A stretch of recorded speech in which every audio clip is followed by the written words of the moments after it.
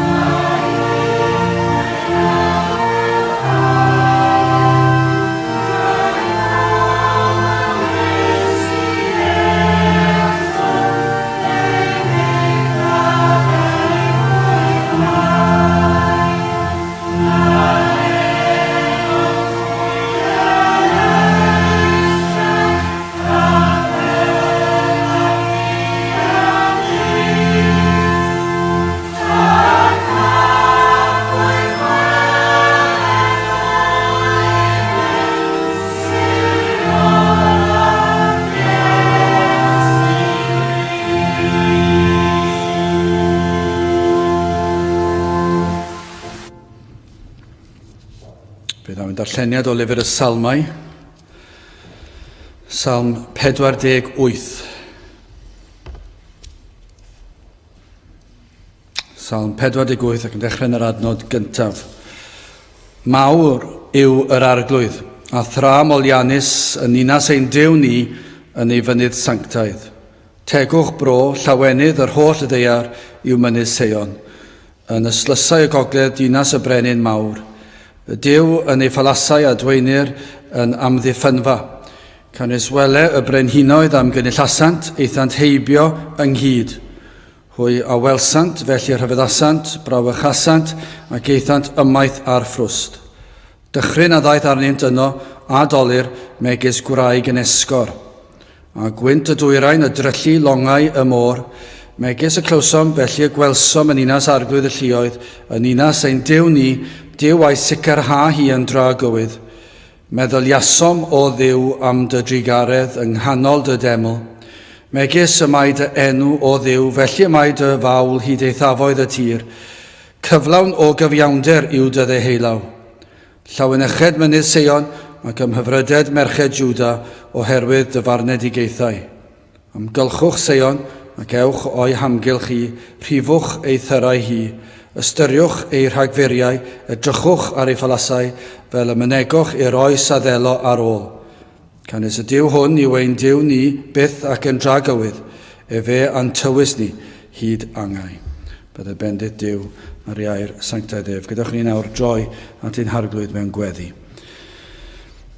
Diolch yn ei ti unwaith eto o Dduw am gael cyfle arall i ddod yma ger dyfron ac yn diolch ein bod yn gallu dod yn gwybod, ein bod yn derbyn dy ras ath wahoddiad i ni ddod ath dy fod yn dangos trigaredd i ni gan ein bod yn blant i ti, dy fod yn mwynhau clywed y blant yn galw ar dy enw. Rwy ti'n gwahodd ni i alw ar dy enw.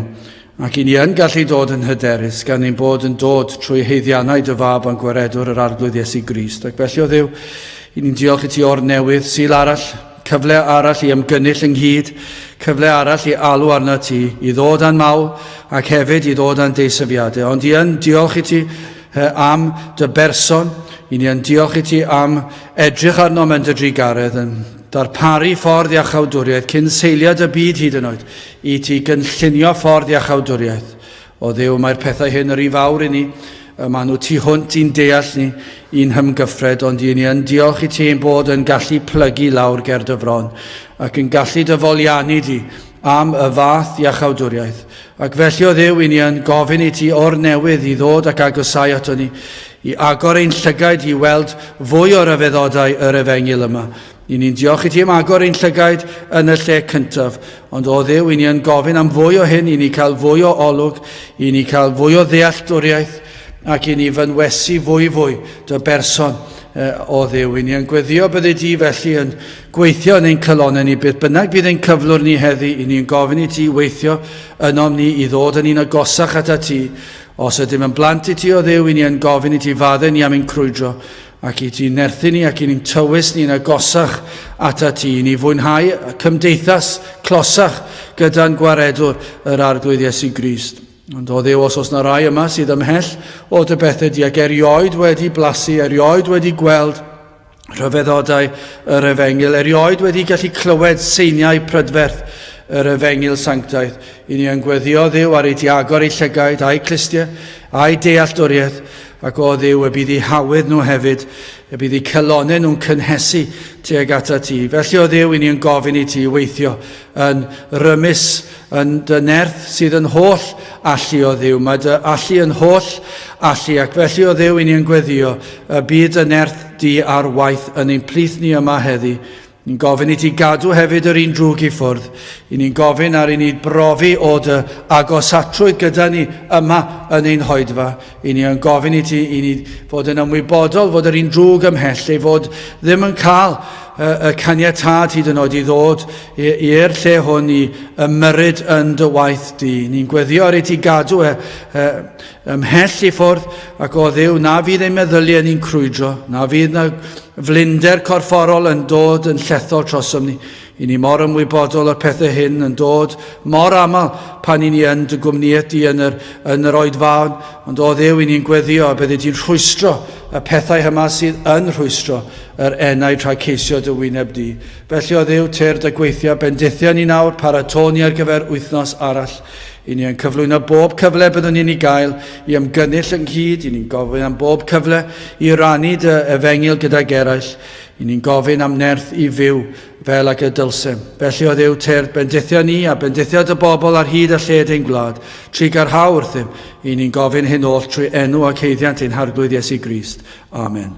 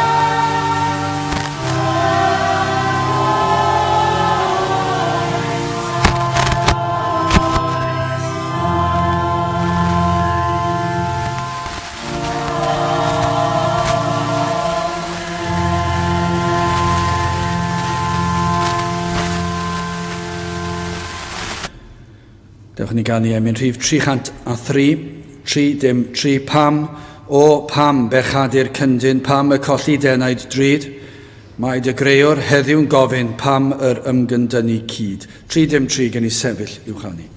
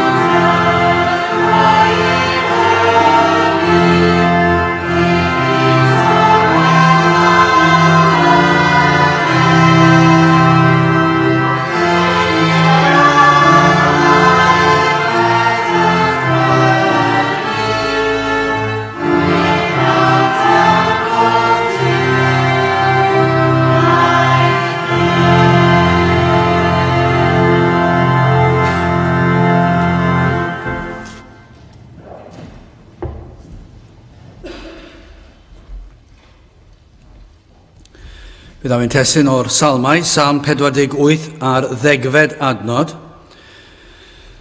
Megis y mae dy enw o Dduw, felly y mae dy fawl hyd ei thafoedd y tir.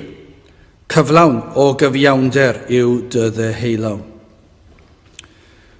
Does dim sicrwydd yn union pa bryd ysgrifennwyd y salm na phwy oedd yr awdur, ond i ni yn gwybod beth oedd bwriad y salmydd. A'i fwriad oedd i ddyrchafu enw ei Dduw.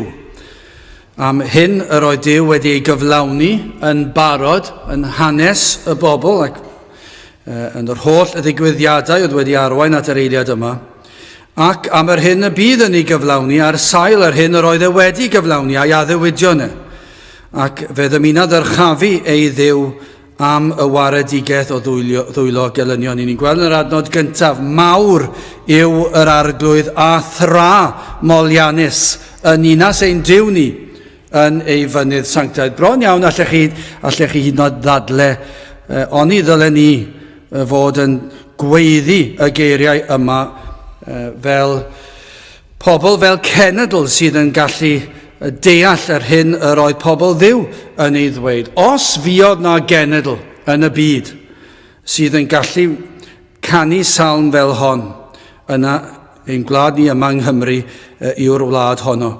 A fiodd na wlad tebyg i'r wlad hon o ystyried yr holl bendithion. Nid ydyn ni'n gallu dweud mawr yw yr arglwydd a thra molianus yn unas ein Duw ni yn ei fynydd sanctaidd.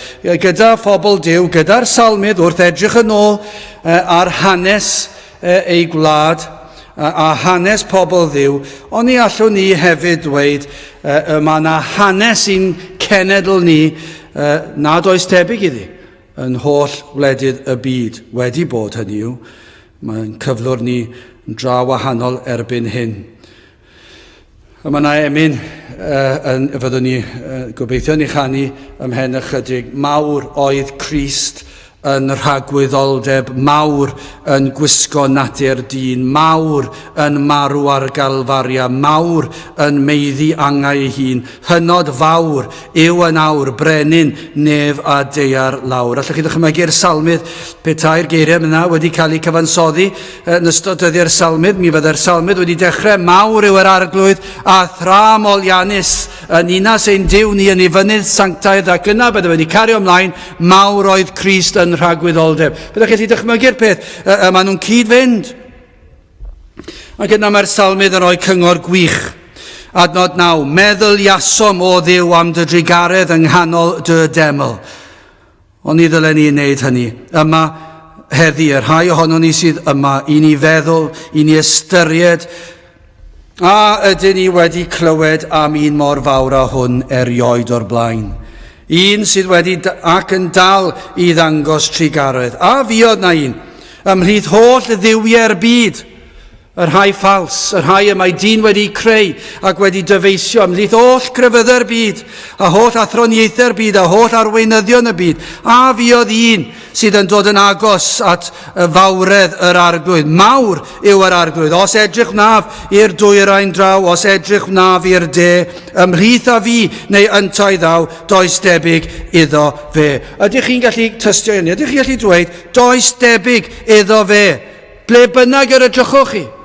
Lle bynnag? Ewch ati. Dyna chi her i chi. Ac os oes na rai sydd yn gwrando, sydd ddim yn credu, dyma her iddyn nhw hefyd. Mae'n bosib ond nid ydyn ni, fi'n siŵr fe ddown ni amser fydd na rhai yn gwrando ar y we ac nid yn addoli ydyn nhw, ond yn dod i ddal ac i weld os allan nhw ffeindio rhywbeth i gyhyddo ac i achosi trwbl. Wel, dyma chi her iddyn nhw. Dyma chi her i pobl sydd ddim yn addoli ac yn dod ac yn mentro herio Duw. Edrychwch chi i weld a oes na un fwy nag hwn. A fiodd na un. A oes na unrhyw un wedi bod yn fwy na hwn. Mawr oedd Crist yn rhagwyddoldeb. Mawr yw yr arglwydd a thra molianus yn unas ein Duw ni. Chi fan hyn sydd dal heb gredu. Pam yn y byd? Pam o pam bechadu'r cyndyn? Pam dydych chi ddim yn credu? Dyw e ddim yn gwneud synwyr. Mae'n gwneud synwyr i ni'n ysbrydol i chi'n ddall. Ond pam dydych chi ddim yn credu? Pam yna un mor fawr a hwn? Does neb yn fwy na hwn. Ond i chi'n gymaint o ffylied yn chwarae gyda'r byd ac yn meddwl bod y byd yn well na hwn. Wel, gadewch i ni edrych ar yr adnod yma'r 10fed adnod, ac yn gyntaf dwi eisiau gweld y clod sydd i'w enw. Ac yna dwi eisiau edrych ar yr rhan olaf yr adnod, cyfiawn yn ei ddigofaint, ac yna'n olaf, cyfiawn yn ei drigaredd. Wel, yn gyntaf, yr rhan gyntaf o'r adnod, o'r 10fed adnod, clod i'w enw. Megis y mae dy enw o Dduw, felly y mae dy fawl hyd ei thafoedd y tir, cyflawn o gyfiawnder yw dy ddeheulaw. Wel, mae'r salmydd yn datgan enw yr arglwydd. Mae enw yr arglwydd yn hysbys hyd ei thafoedd y ddeiar, hyd ei thafoedd y tir, dros y byd i gyd. Mae'r angylion yn gwybod am ei enw, am ei berson ac am ei gymeriad.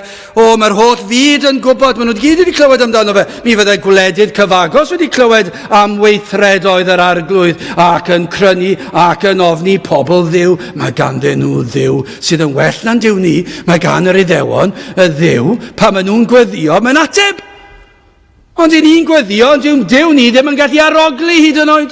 Mae rhaid i ni godi'n Duw ni a'i osod ar ben rhywbeth mwyn i ni gallu weld e. Ac yna pan i ni wedi gorffen, mae rhaid ni dynnu fe lawr a roed yn y cwpwrdd. Neu beth bynnag, Duw ni ddim yn gallu gwneud dim byd. Mae'n ddiwerth yn llwyr.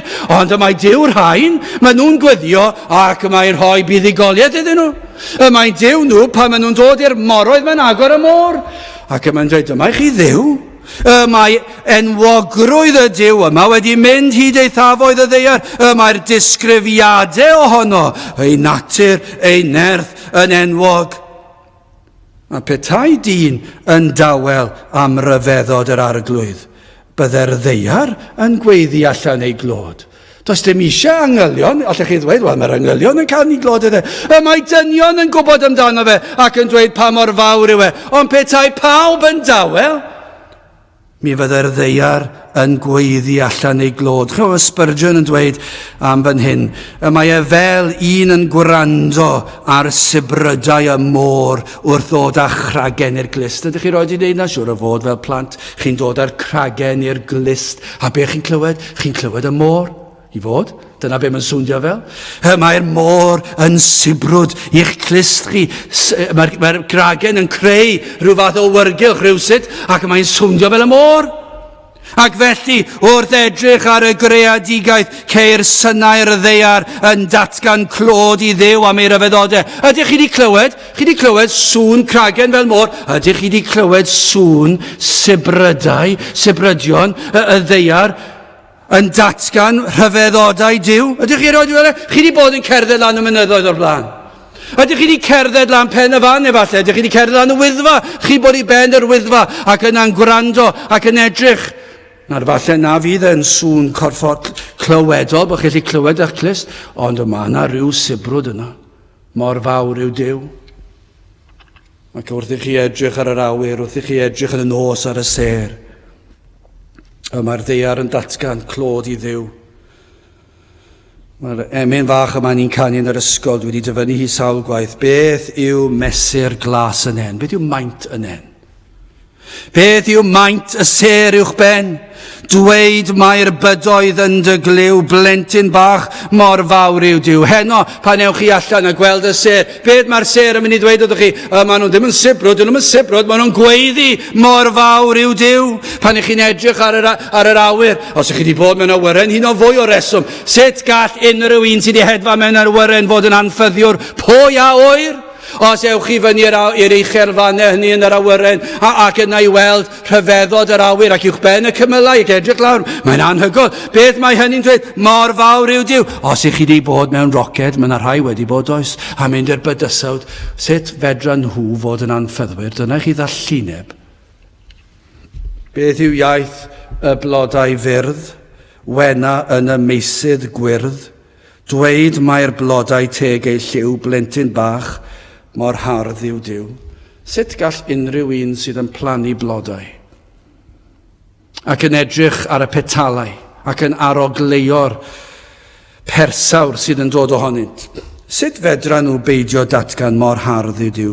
Beth yw iaith y meisydd id, coed yr ardd a'r llysiau I gyd, dweud mae'r ffrwythau o bob rhyw, blentyn bach mor hael yw Duw. Nawr, ni'n gwybod bod yna newid mewn sawl gwlad yn y byd, ond oeddech chi'n gwybod hyn, mae yna ddigon o fwyd yn y gwledydd yma yn y byd I fwydo yr holl fyd, 7, 8, 9, 10 gwaith drosodd siwr o fod. Mae yna ddigonedd o fwyd. Mae'r gwastraff fwyd sydd yn ein byd ni yn fynyddoedd o wastraff. A beth yw'r broblem? Does dim problem rhannu'r bwyd yma. Fe allwn ni petawn ni eisiau, ond mae pechod dyn mor fawr. Maen nhw'n rhwystro'r bwyd rhaid cyrraedd y tlodion. Ond mae yna ddigonedd o fwyd yn yr holl byd I fwydo miliynau ar filiynau drosodd a drosodd. So beth mae'r geiriau yma'n dweud wrthon ni? Beth yw iaith y meisydd id? Coed yr ardd a'r llysiau I gyd. Dweud mae'r ffrwythau o bob rhyw. Beth? Blentyn bach mor hael yw Duw. Peidiwch chi da chi anffyddwyr a cyhyddo Duw o achosi tlodion y byd o farw o newyn. Achos nid bai Duw yw fe greo Duw byd yn ddigon o fwyd I fwydo'r holl fydysawd. Dro ar ôl tro ar ôl tro. Beth yw neges Iesu Grist? Cyfaill gorau'r galon drist. Dweud o hyd mae'r hanes gwyw, blentyn bach mor dda yw Duw. O, ni'n gwybod mor fawr, mor hardd, mor hael ac mor dda yw Duw. Dyma be mae'r salmod yn dweud, mawr yw ein Duw, mae ei enw yn datgan.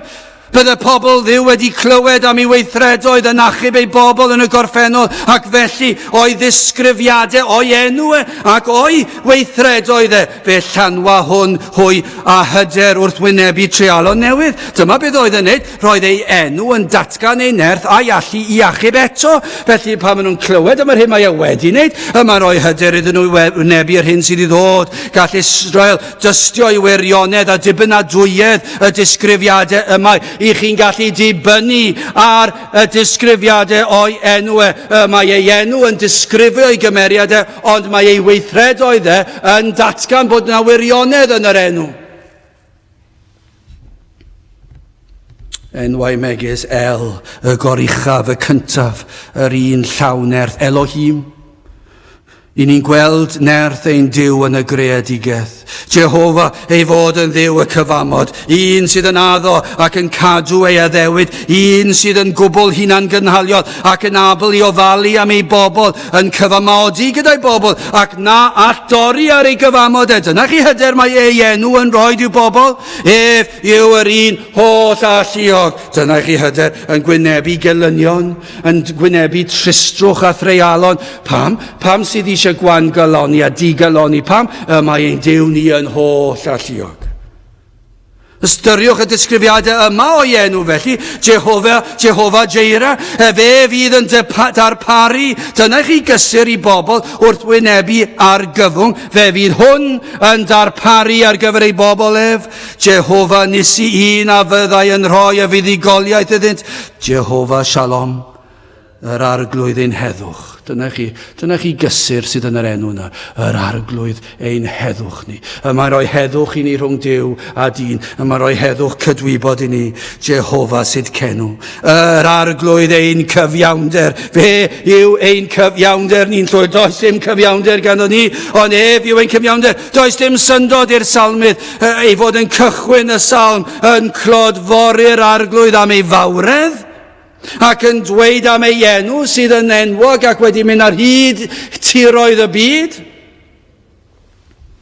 Mawr ydyw ym mhob agwedd o'i berson, ym mhob agwedd o'i gymeriad. Mawr yn ei ffyddlondeb, mawr yn ei berffeithrwydd, mawr yn ei nerth, yn ei ragluniaethau.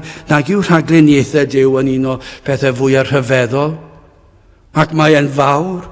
Yn hyn, mawr yn ei sancteiddrwydd, mawr yn ei ras. Rhaid I hyn fod o'n I bai am hynny, fydde dim gobeith yn ni.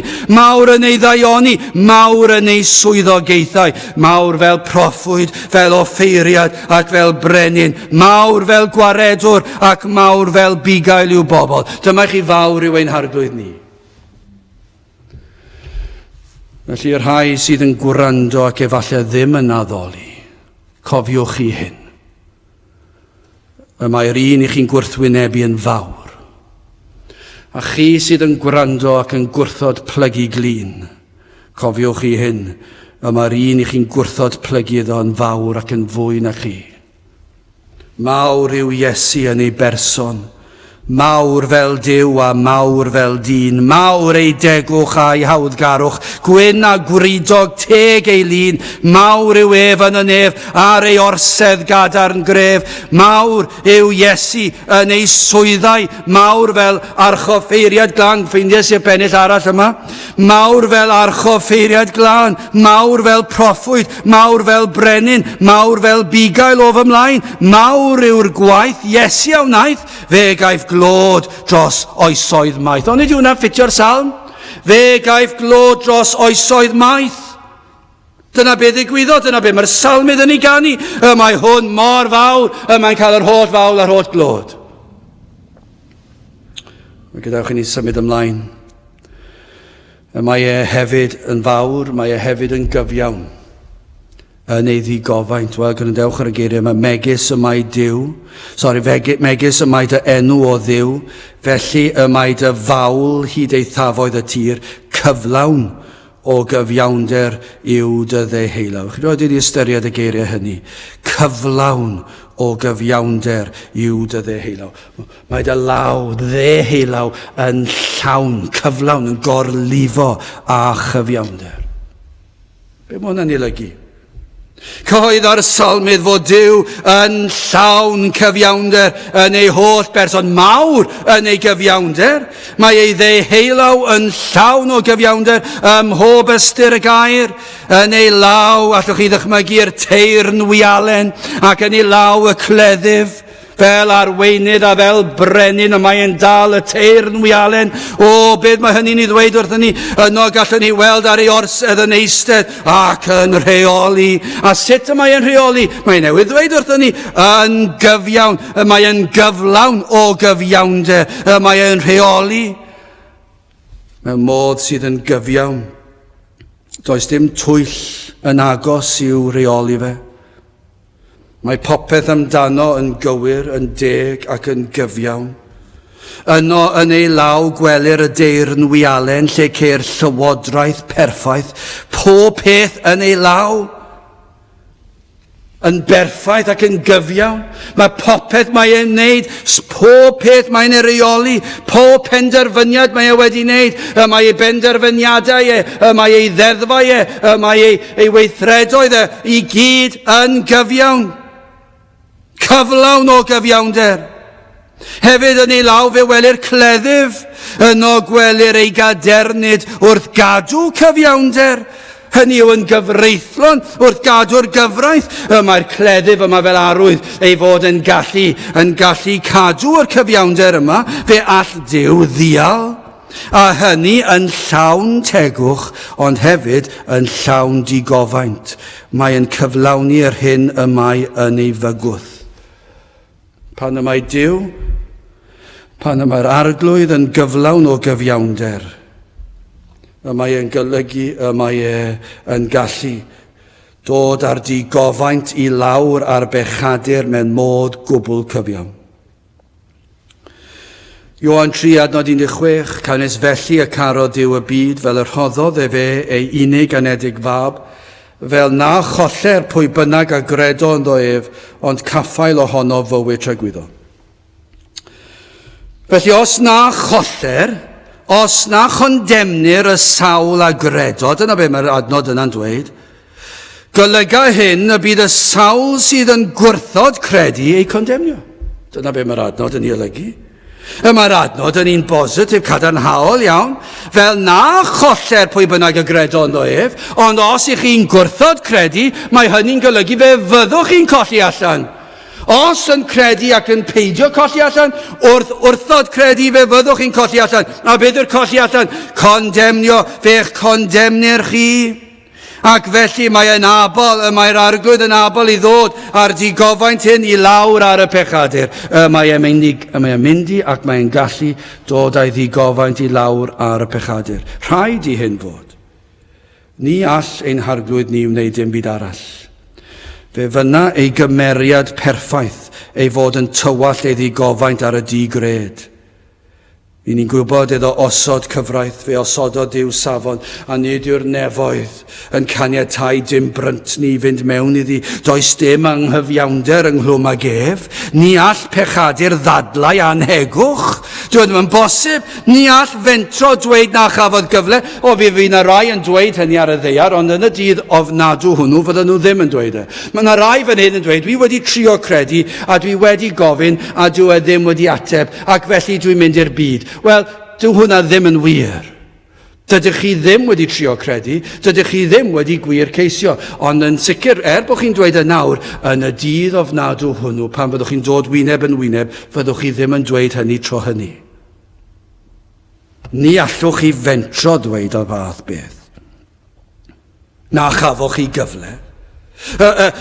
Datgan y greadigaeth mor fawr yw Duw. Peidiwch chi a dweud gafoch chi ddim cyfle. Mae'r greadigaeth yn dweud mor fawr yw Duw. Mae ein cyrff ni ein hunan yn ein hatgoffa ni yn ddyddiol o'r angen i geisio yr un a'n creodd ni. Dyma chi her, heno pan ewch i'r gwely a chi'n molchi all na'i dannedd ac yn y blaen. Bore fori pan fyddwch chi'n cribo gwallt, drychwch chi yn y drych ac dibynnu pa mor bert i chi neu beth bynnag yw'r gair, dwi'n ddim yn bwysig, mi fyddwch chi'n gweld rhyfeddod. Falle bod chi ddim yn meddwl mae chi un o pobl fwyaf golygus, falle'ch bod chi, dys dim ots yna, pan edrychwch chi yn y drych, fe welwch chi wyneb, a fe welwch chi lygaid, fe welwch chi drwyn, fe welwch chi glist. Meddyliwch chi, sut yn y byd dwi'n gallu clywed? Pan mae sain yn teithio trwy'r awyr ac yn taro'r glist ac yn mynd mewn i'r esgyrn bach ac yn rhoi neges i'r ymenydd rhywsut, ac rhywsut mae hwnna'n troi hynny i sain. Sut mae hwnna'n bosib? A meddyliwch chi pan chi'n edrych ar eich llygad chi, bod chi nawr yn gallu troi'r gole ymlaen ac yna chi'n gweld popeth yn yr ystafell, ac rywsut ac yn ôl pob so mae'r llun yn mynd benni weired yn gefn yr llygad, ac yna mae'r ymenydd yn ei droi yn ôl. Mwyn i chi gallu gweld. Pan edrychwch chi ar y pethau hyn, pan welwch chi eich cyrff, ac meddwl dyna chi ryfeddod mor fawr yw Duw. Does dim esgus da chi. Peidiwch chi da chi a dweud, dyw e ddim yn deg, dwi ddim wedi clywed, dwi ddim yn deall. Mae eich gwyneb eich hunan yn ddigon i ddatgan bod na degwch yn y byd. Fe gawsoch chi gyfle. Ac o bawb chi sydd fan hyn heddi, fe gawsoch chi gyfle. Och, mae gwraeth rhai ohonoch chi. Fe gawsoch chi cyfle i glywed am Iesu Grist ers eich geni rhai. Fe glywsoch chi ganu ei glodydd. Mae rhai ohonoch chi fan hyn di clywed emynau gorau a gyfansoddwyd erioed. Chi di cael clywed emynau Cymraeg. Mae rai Saesneg yn dda, ond mae rai Cymraeg 100,000 gwell. Ac chi di cael canu rai Cymraeg. A'r tonau hyfryd yma. Ac chi'n ddiesgus, chi di clywed y geiriau, chi di clywed y tonau, ac chi di clywed yr efengil ym mhob un o'r emynau yma. Mae'r efengil ym mhob un ohonyn nhw, ac chi'n ddiesgus. Fe welswch rhyfeddodau. Chi di gweld rhyfeddodau.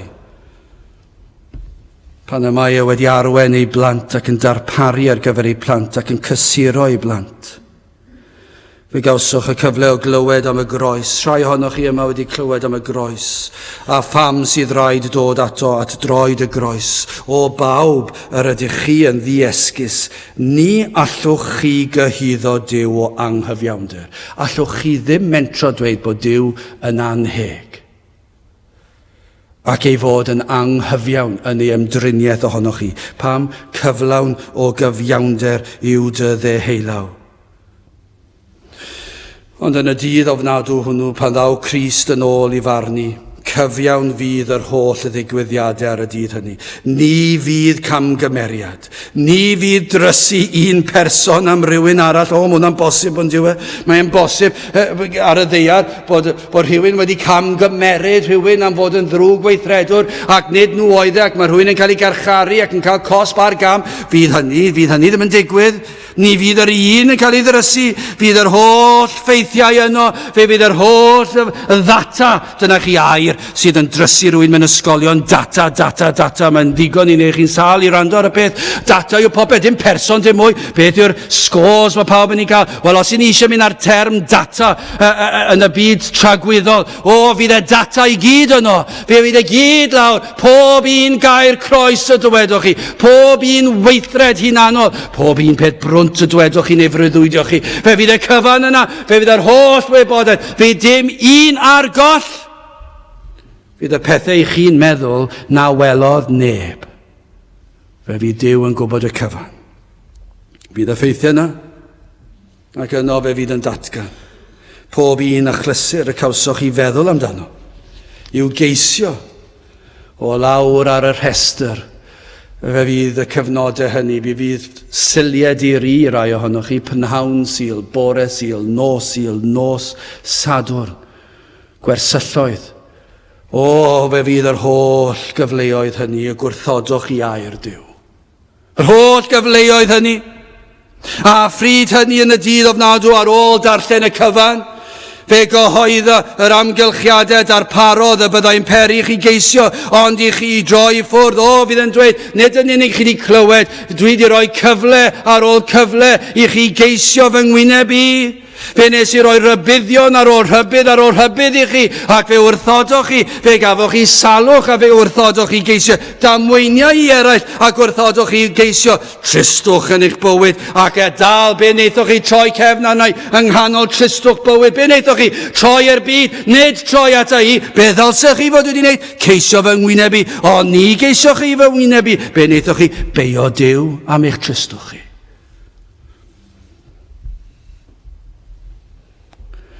Pryd hynny, yn y dydd hwnnw, fe fyddwch chi'n gwybod mai cyflawn o gyfiawnder yw dy ddeheulaw.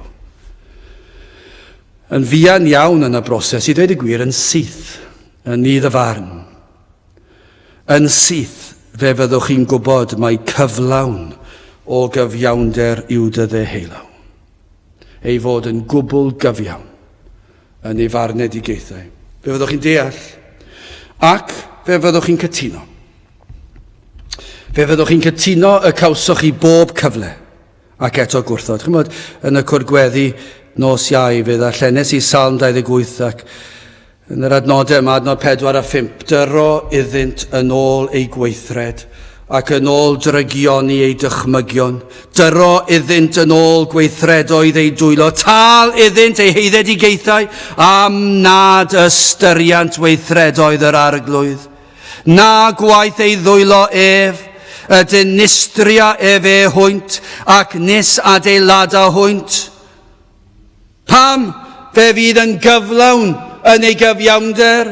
Pam am nad ystyriant weithredoedd yr arglwydd? Chi fan hyn fydd yn waith i chi di gwrthod ystyried gweithredoedd yr arglwydd. Fe ddaw cleddyf oedd i gofaint i lawr, a hyn yn llwyr heiddiannol a chyfiawn, ac yn ei holl nerth a phŵer. Mae hyn y tu hwnt i'n dychymyg, mae yn frawychus.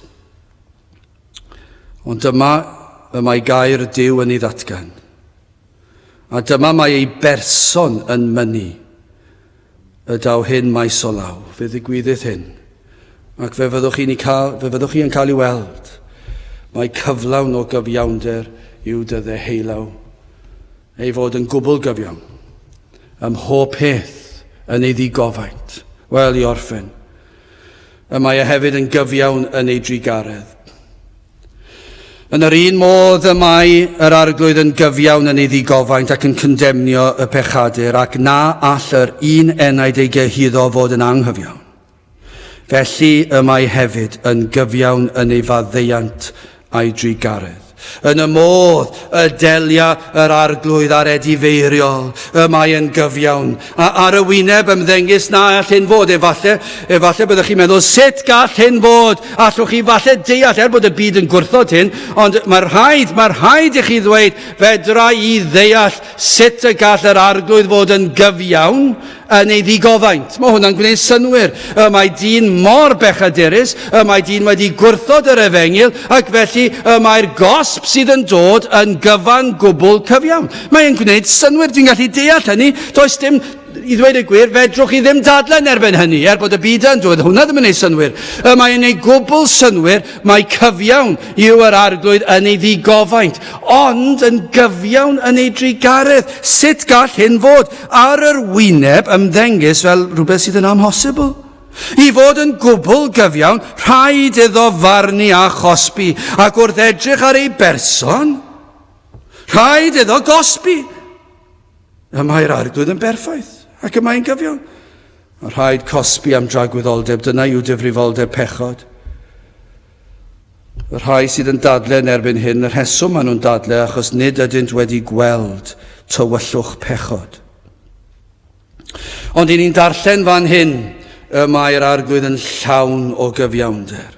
Cynlluniodd yr arglwydd ffordd y gall ei gariad, ei drigaredd fod yn gyfiawn. Fe ddarganfyddodd ffordd ymhell cyn seiliad y byd, yn modd y gall ddangos cariad, a hynny mewn ffordd sydd yn gyfiawn, yn deg ac yn iawn. A sut nad y hyn, fe ddath e'r cynllun yma, dyma i chi gynllun, a anfonodd ei fab yr arglwydd Iesu Grist, i neu beth, i fod yn gynrychiolydd i ni. Fe ddath i'r byd a ieni yn faban, ac o'r dydd hwnnw fe gyflawnodd holl ofynion y tad. Fe osodwyd cyfraith gan Dduw, safon o berffeithrwydd, a cyfraith sydd yn gwbl gyfiawn. Does dim byd anghyfiawn. Allwch chi mynd i wledydd y byd heddi a gweld eu cyfreithiau nhw, ac i chi meddwl, dyma chi gyfraith anghyfiawn. Ond nid felly gyda cyfraith yr arglwydd. Mae ei gyfraith yn gyfan gwbl gyfiawn. Ond oherwydd y cwymp fe syrthio dyn ac fe ddath pechod, ac felly genir pob un yn bechaduriaid. Ac nawr i ni'n gweld y gogwydd at y drwg at hyd anoldeb, fe welir yn gynnar iawn ein gwrthodiad o'r gwirionedd, gwrthodiad o fab Duw, yn rhan o natur ni i ni yn ei wrthod. Dyna sydd yn naturiol i ni yw gwrthod yr arglwydd, ond fe ddath Iesu Grist ac fe gyflawnodd yr holl gyfraith. Pob rhan ohoni. Ac fe wnaeth hyn yn ein lle ni ac ein mwy ni. Dwi ddim yn bosib i ni gadw cyfraith Duw. Oherwydd y cwymp, amhosibl yw i ddyn gadw cyfraith Duw. Ond fe ddath Crist ac fe gadwodd y cyfan yn ei lle. Beth mae'n dweud amdano? Cyflawn o gyfiawnder yw dydde heilaw.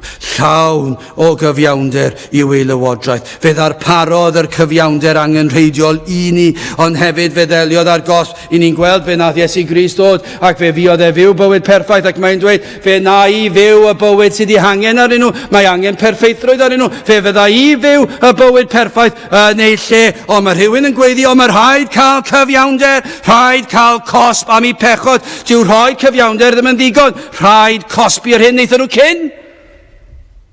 Fe ddeliodd Crist ar gosb hefyd. Fe gymerodd hyn yn ei lle.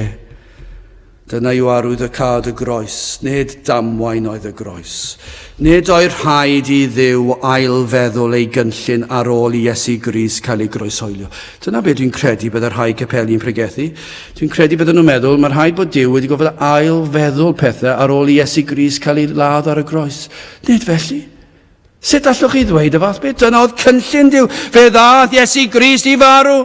Fe cafodd proffwydolaethau ar ôl proffwydolaethau am hyn. Dyma yw neges yr Hen Testament, fod Iesu Grist yn dod ac yn mynd i farw ac yn fydd yn marw ar y groes, ac pam mwyn cymryd ein cosb ni arno ei hun, ac felly oherwydd hyn a drefnodd fe ddarparodd.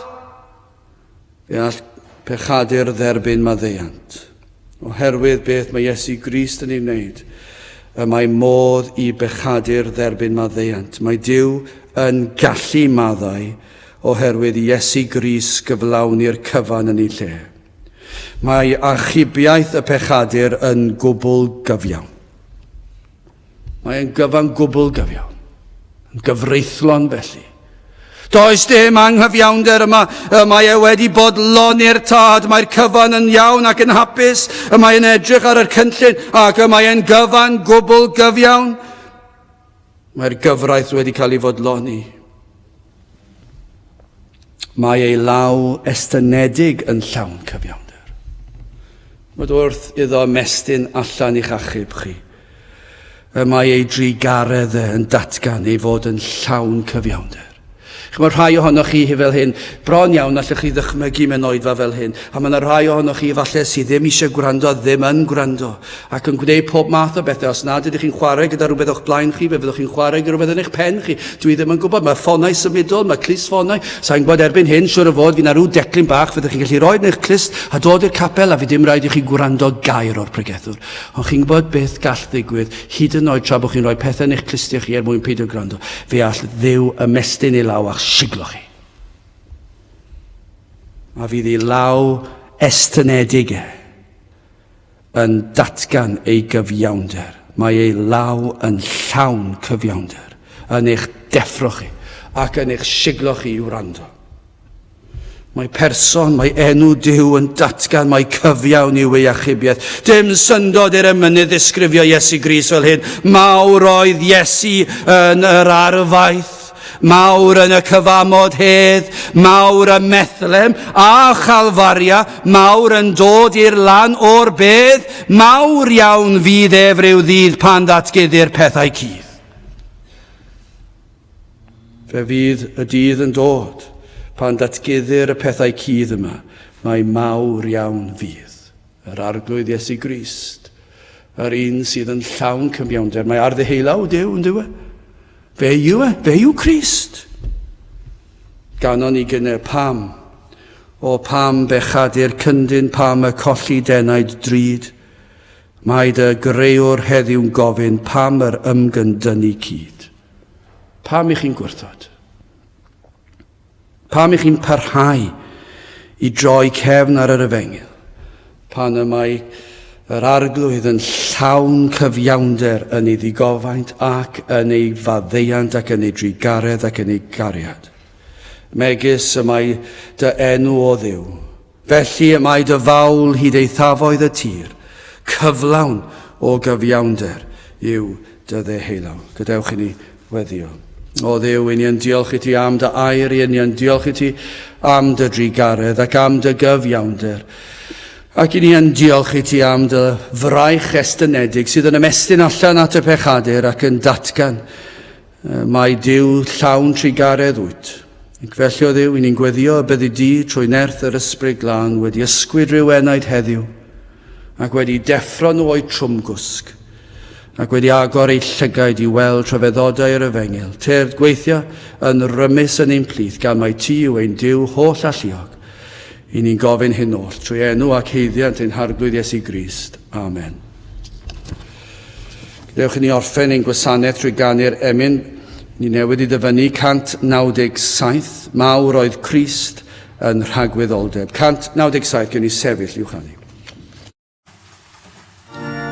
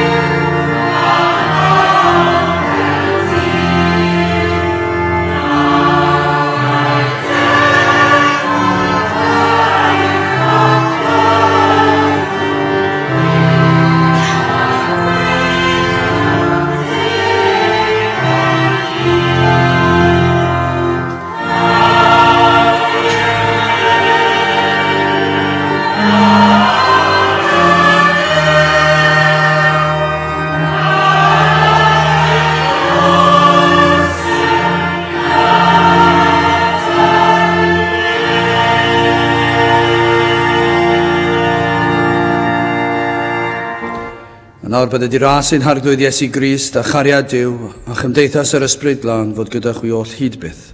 Amen.